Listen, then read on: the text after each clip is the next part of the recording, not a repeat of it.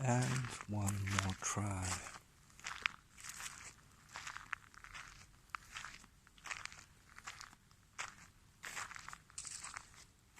Ah, it keeps on recording this time. So maybe it's about the resolution, no idea. But now I can continue my walk. As I said, second walk around the area since I'm here. It's 7 p.m. Shortly after 7 p.m. And I'm just the reason I'm carrying my phone and my camera's on and I'm talking into the mic is simply to keep myself stimulated.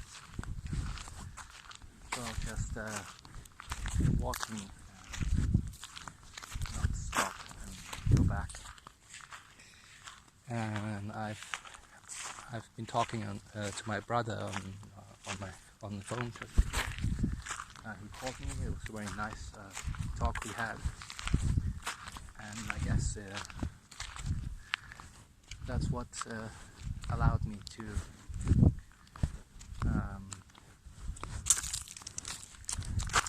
gather up the stimulation, the energy,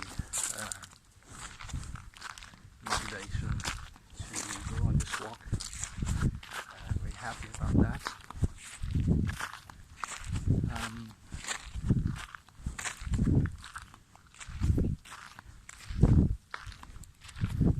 Might be my last walk here, for the fact that I plan on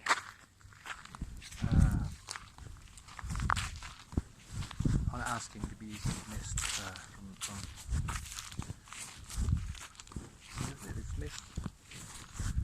discharged from the hospital tomorrow. Because lately, and I've been talking about that in my journal entries, I found that it's not really the ideal place for me anymore. I just want to try go back home and see how I'll fare now.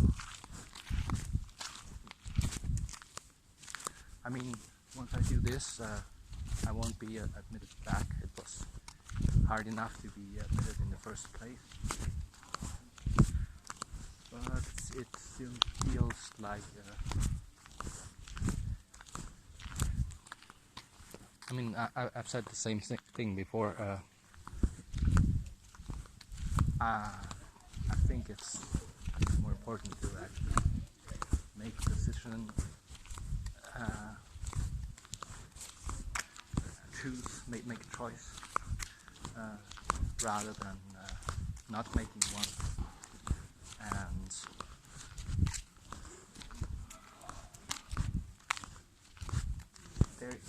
I mean, ultimately, yes, there's no such thing as right and wrong choices,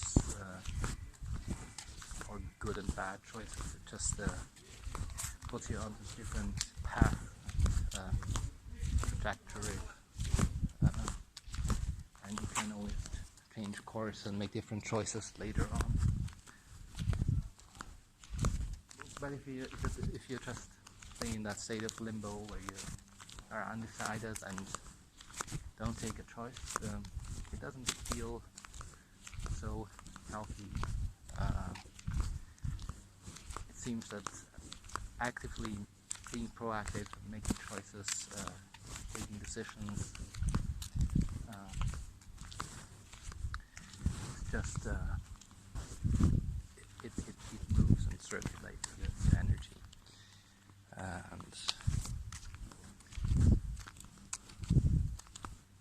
and so if I think about staying here, it's not like yay, I really want to stay.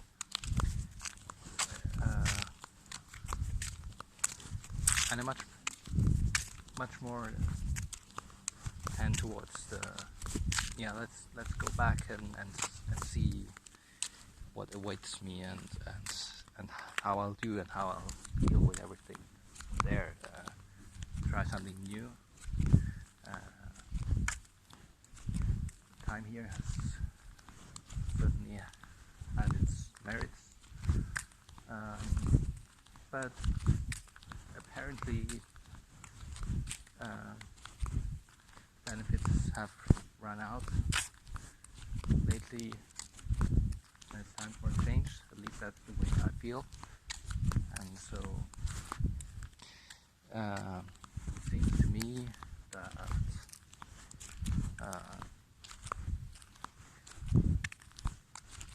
when you don't feel you're completely on board with something, it's rather a no. Especially if there's another option that just feels a bit better,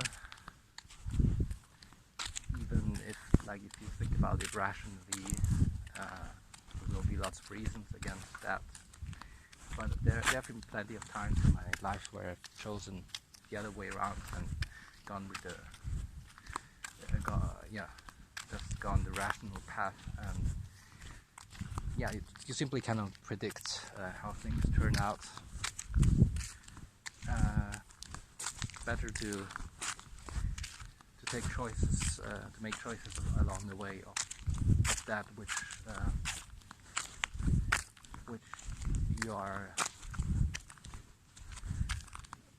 you can support with your whole being, and so your energy gets stimulated and gets starts flowing, and you're able to apply more energy. And there's an aspect of momentum with everything, which certainly wouldn't be the case if I stayed here. But the mystery will be resolved tomorrow, or at least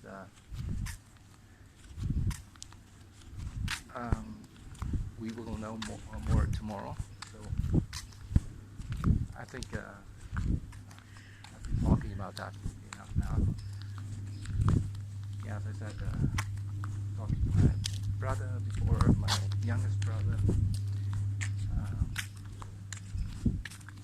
He lives in Linz, near Linz.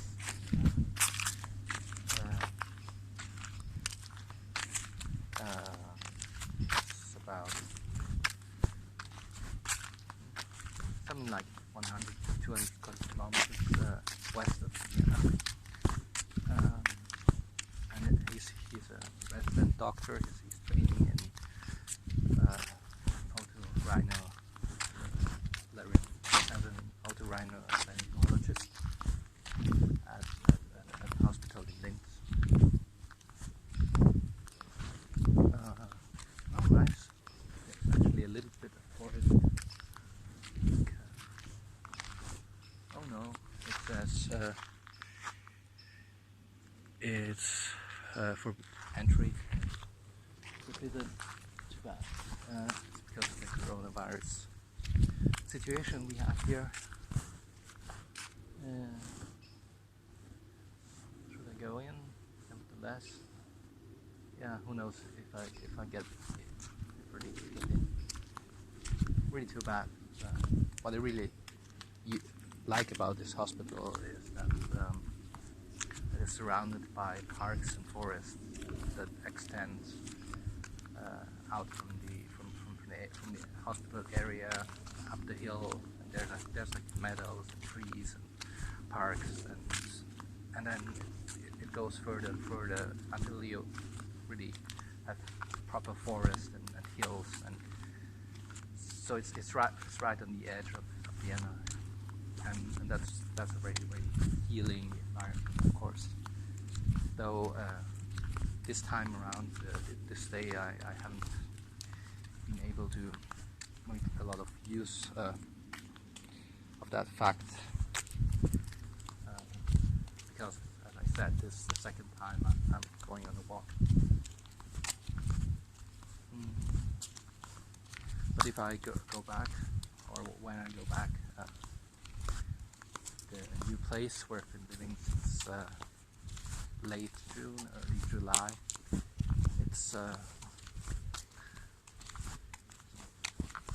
actually not familiar with that area, but it's somewhere in the north of Vienna, and it's all. I mean, there's also plenty of hills and vineyards.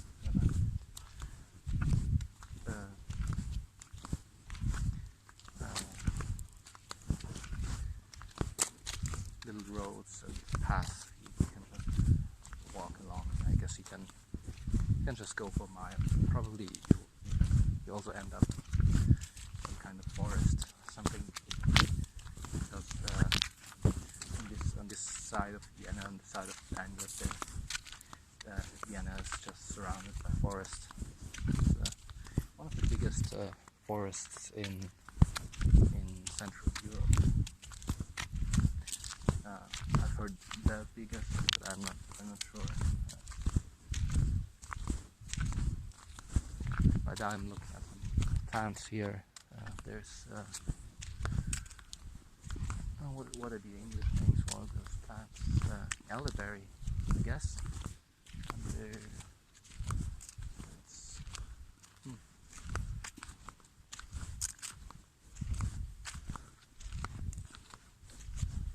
yeah, I get lots of stories and things to tell about plants. Talk about plants. I always loved plants, nature and gardening, trees, growing trees, plants, herbs, using them and making all kinds of products out of them. And ever since I was really a toddler, so I feel really connected to nature on this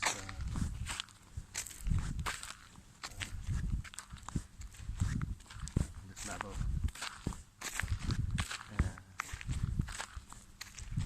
Never had a lot of energy, so I was never able to make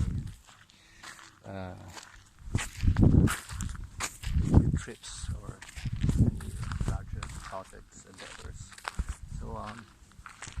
But yeah, I'm really into just what grows in the ground and what you can grow in a flower pot, on a balcony, in a garden, in a courtyard. And the other thing I like is the sea, which we don't have here, unfortunately. But it's also a place. It's probably even much more healing for me than nature here. I mean, I'm taking lots of medication against my pollen allergy. So it's kind of a bit of a dilemma with nature in these parts of Europe. If I go further south, it gets better. I guess the same applies to further north. Yeah, central part of Europe, not so nice for me between February and September, and the rest of the time it's so cold, and I'm really sensitive to cold. I really like warmth, so I always find it really relaxing and soothing, calming and restorative, invigorating feeling to be somewhere at the seaside, in a place where it's warm, sunny, and you have the salted water and horizon, like the far horizon, the waves, rhythm of the waves. I really like it when there's rocks or mountains and the sea. So you have both. Yeah, you have a bit of both worlds. And beaches are really nice, of course, too. Never been much into lakes, like freshwater lakes. So it really has to be nice and salty.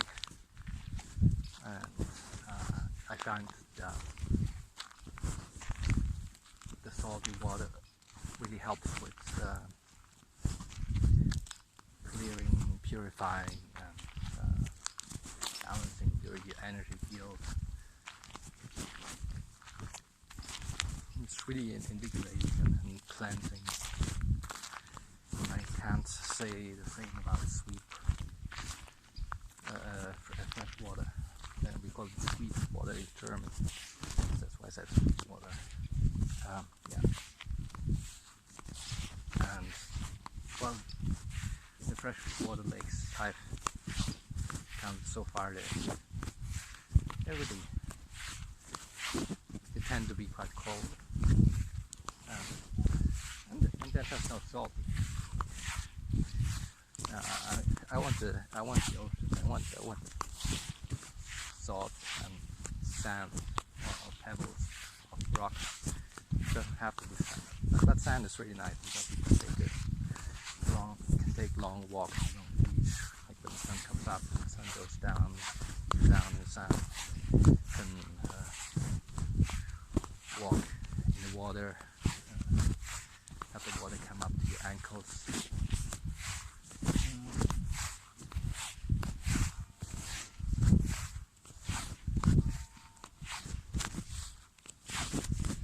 Yeah, so I guess a year ago or maybe longer, I was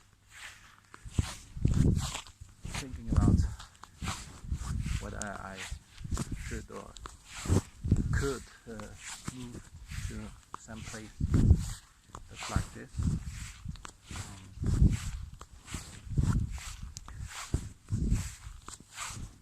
From the place I'm at right now, it's not really possible because I'm getting a disability pension for not being able to work, but that means I can only leave Austria for I think maximum 8 weeks per year. I mean, you could as long as you're inside the EU, nobody can check. So it would still be possible to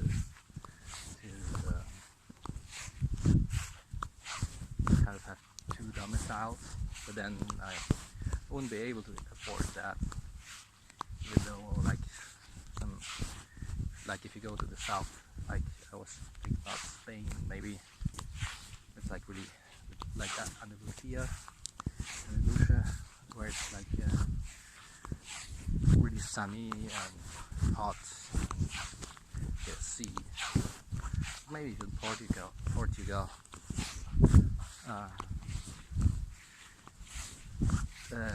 Living costs and rent tends to be much cheaper in those places, and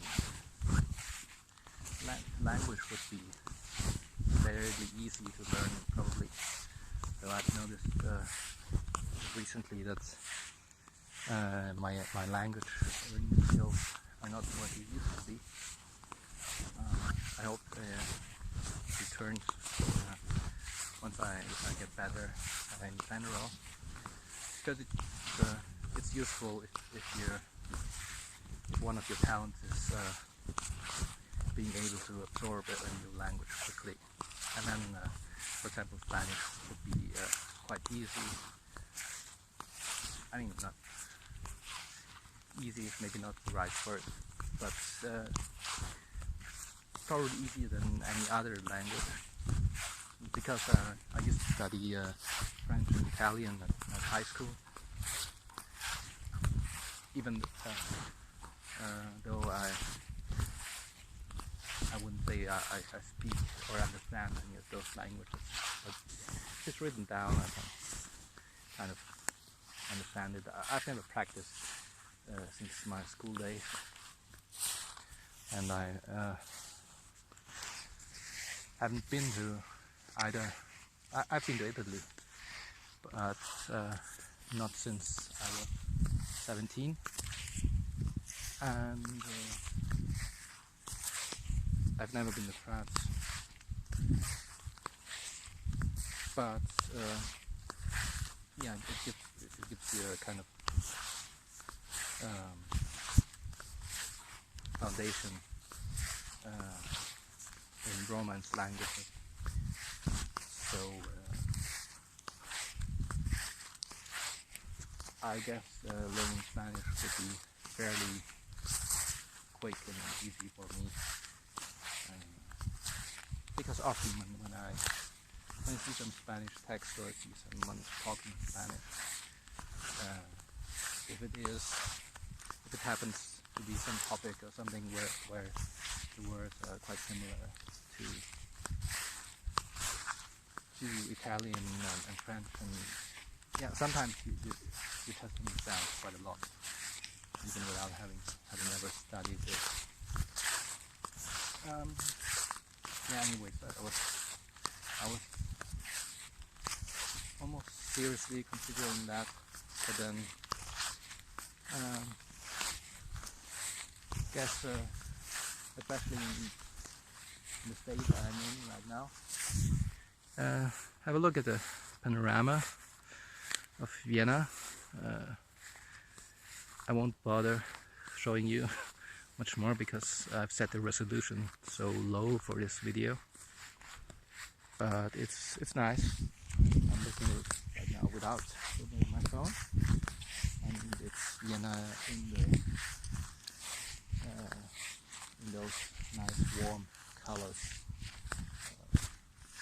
golden hues of the setting sun. Can't even recognize any landmarks.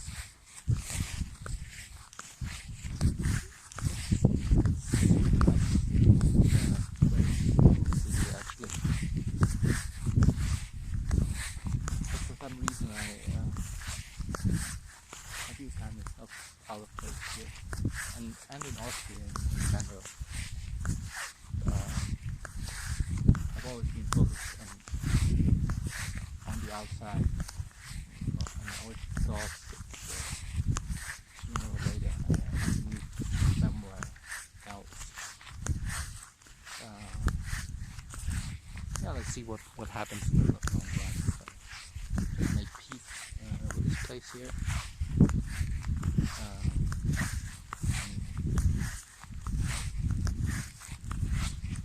I know a lot about me too. Yeah, that's pretty factor. Doesn't matter at all. You find the right place to feel it, and you just feel energized and alive. And then it's and you should be somehow integrated into a group of people, like have some kind of social group, social contact. The places where I felt that were always in Asia, China, Hong Kong, interestingly even in India, and on the trip there I didn't have the chance to experience the country. So that's a whole different story. But I still remember when the plane landed in Delhi, and even before I got my feet onto Indian soil, I could feel that spiraling earth energy just entering my body through my feet and legs, and going up, and just yeah, there was this excitement and just energy throughout me, even though at that time I had really bad back pain. I was in complete agony for the whole of the trip, and like I think half of my backpack was full with medication.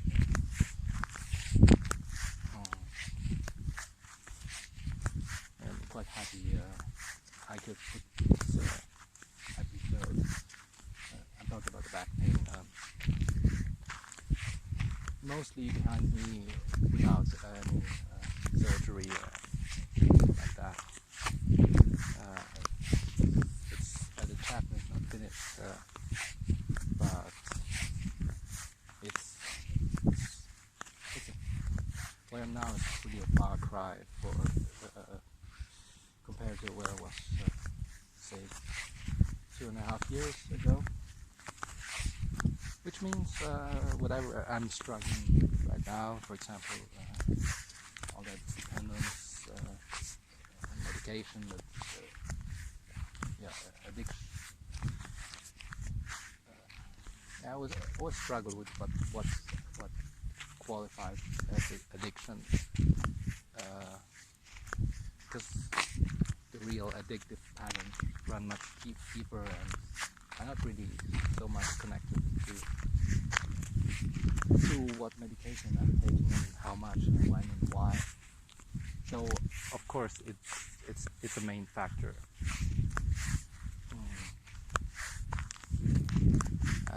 Dependence, certainly. Then even addiction. But I noticed that when I think addiction, people get a very different picture than what it looks like in real life.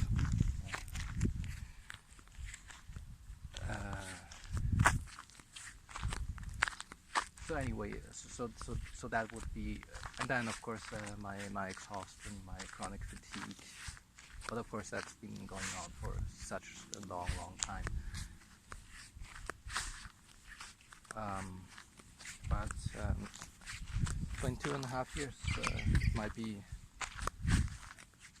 be something of the distant past, and I might feel a whole lot different in my body, and then I definitely see without drugs then it just doesn't go together.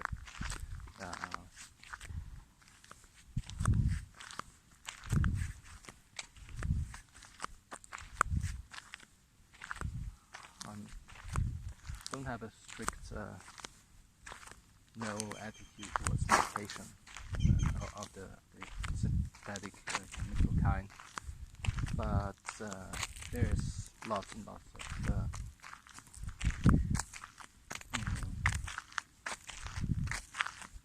collateral.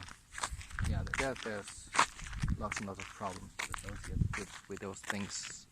Just generally depends from substance to substance.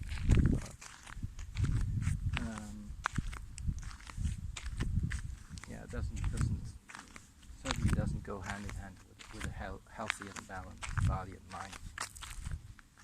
Even though for the past, I don't know how many years, that's been the only way I could function to a degree, or participate in life and interact with people, and like go to events, meet people, interact with my family, and so on. Without that, so that's been quite a different story.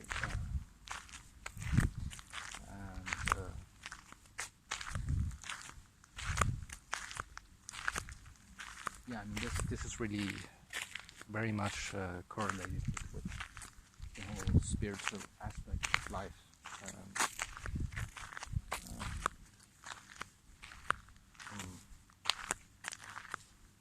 How should I put it?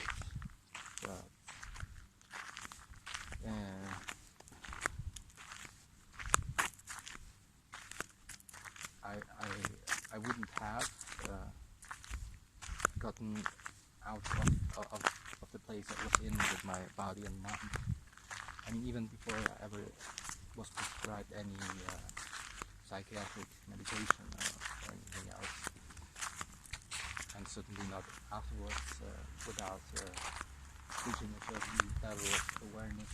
And yeah, um,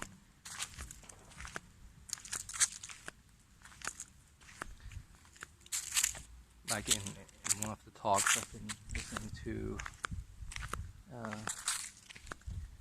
these past days,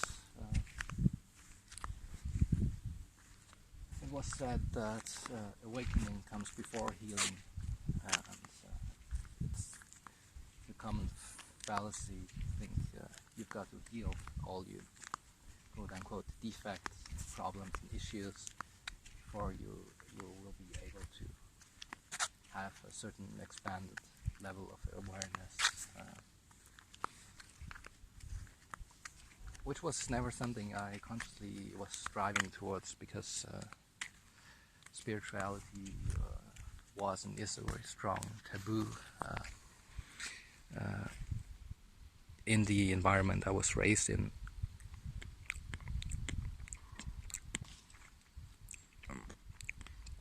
But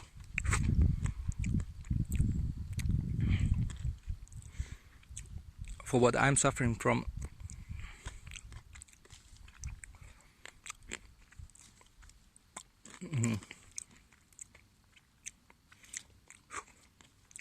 really nice blackberries.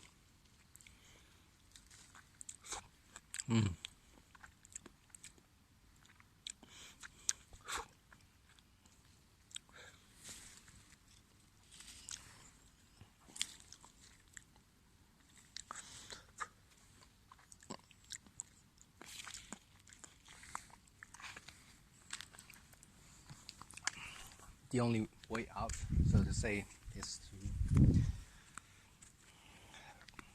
get to really quite a high level of spiritual awareness and development. And I dare say I'm already on a pretty fucking high level of awareness already. It's just doesn't show. This it doesn't manifest in my life, and I don't. Well, I am living it in a way, but I'm not showing it so much in interaction with other people, because it's really easy to overwhelm people, or like confuse them or antagonize them. So that's a thing. I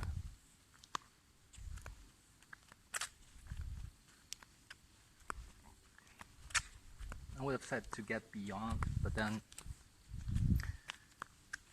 you don't really get to decide how and when you get beyond things on a journey like this. It's rather, you will be beyond that at some point. For now, it's just something to be aware of. And it ties in with the whole physical, just being unable to function, not having energy, not being able to take care of myself sufficiently. Because from a place like this, you're not granted a lot of authority from people, and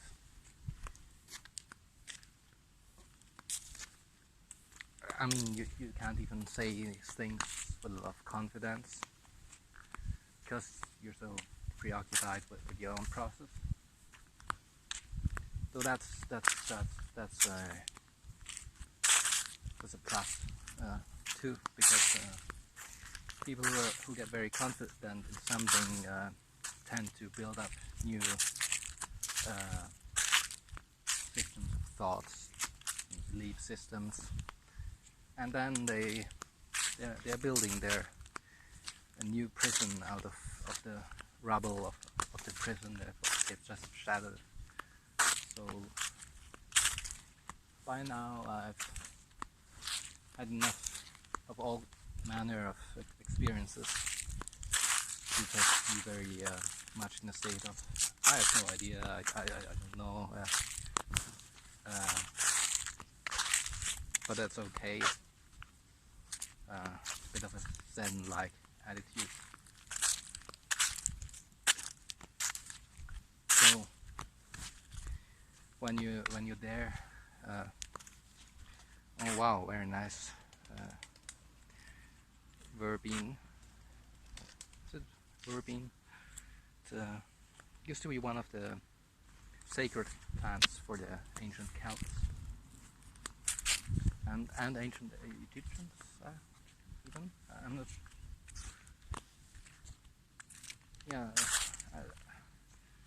Sometimes people write stuff in books that just don't hold true.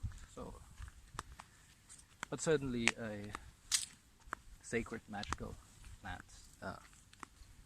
of our ancestors. I wanted to give you a view of the church, but I've already walked past the point where you can see the dome, but we're approaching it now. It's the church at the highest point of the hospital.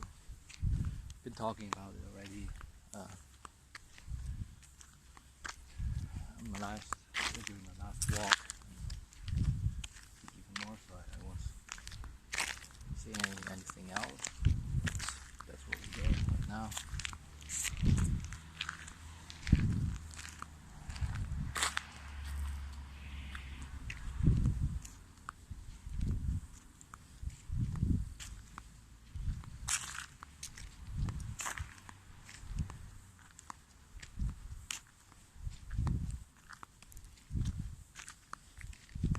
Nice. I've talked so much, I don't even want to speak anymore.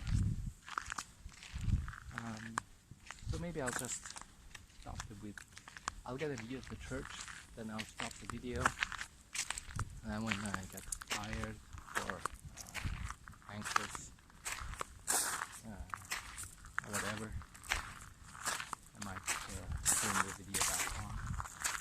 This way I've got the story. Maybe walk along for some more time. I'm not sure what time now, but it will be dark. When it gets dark, I'll have to go back. But you know.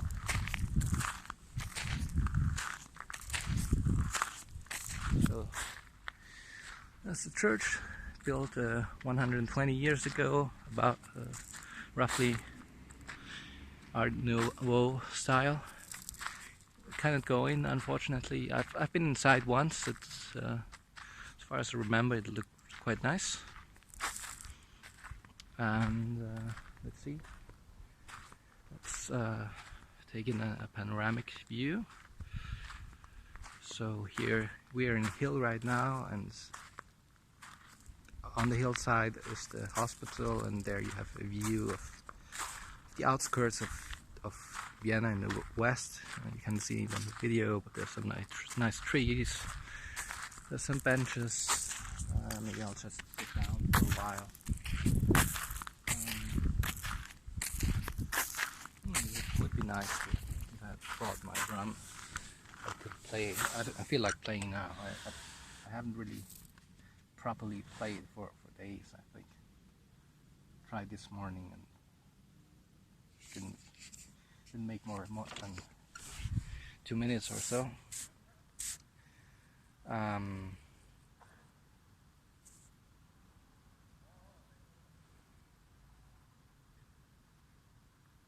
Yeah, I just feel like keep it.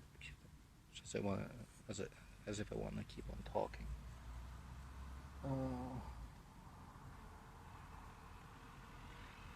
It's interesting how I'm self-conscious of my English, of my accent in the English language and how I pronounce words. Like when I'm in a conversation, it's not that obvious and I rarely talk to anybody who speaks English as a native language. So my experience usually is that my English is much better than that of my counterpart. So I just try to tone everything down. I used to read a lot in English, I guess, and so that makes my way of talking a bit hard to understand, I guess, and maybe a bit quaint. And yeah, especially the style I tend to write in. It's, I wonder what it looks and feels like to a native English speaker. And about 1.5 years ago, a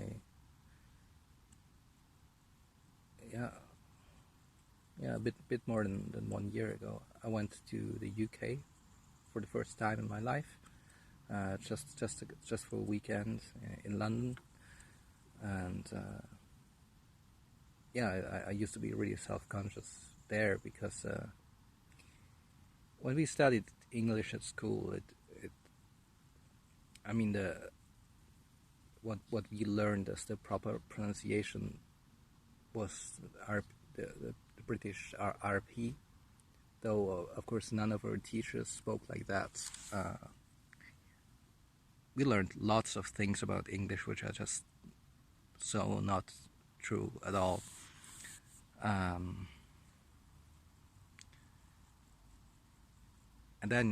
then you are in England and people are speaking like this, and so you try to speak like this as well, but it doesn't really come out right.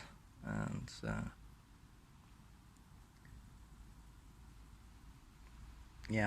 I've never been in any environment where I was only among native English speakers. Sometimes, like I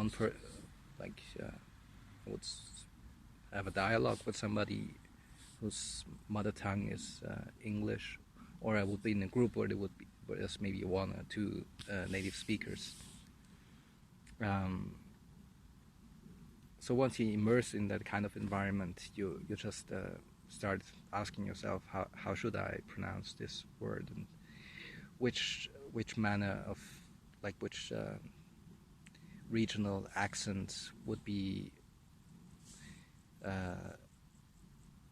should I kind of orient myself towards when pronouncing words,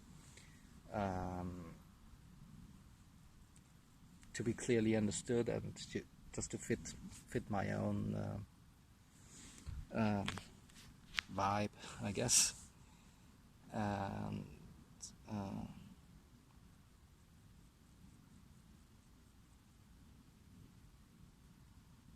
but in the end, what comes out is some kind of generic European accent anyway. And I noticed that the more tired I am, the less energy I got, the heavier my German accent is.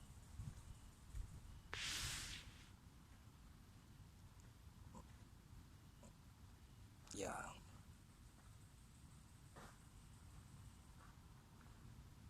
Guess no more to say about this topic.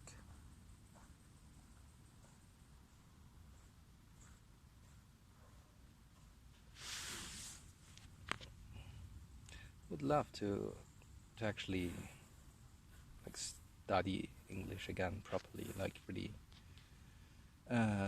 see where I'm making mistakes and how I can be more well versed in the language, because the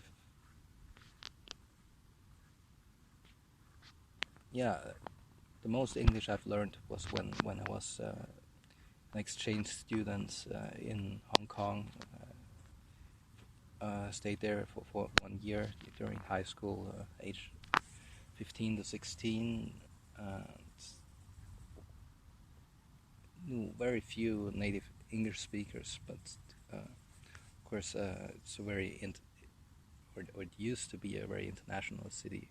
I guess it still is, but I mean, you all know the news that's been coming out of Hong Kong this year and last year, and I guess for the past 10 years even or so.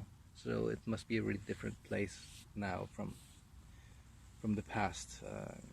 I can't even really imagine it the way it's right now. A good friend of mine lives there right now with his wife and young son, and he teaches at one of the universities there.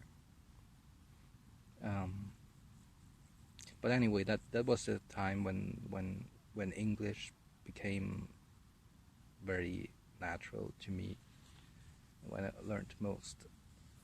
And that when I returned to Austria and attended English class at school, there wasn't a lot to add anymore. And ever since then, it's just been just naturally absorbing the language through not a lot of interaction with people, actually, mostly in a passive way, just by reading, watching.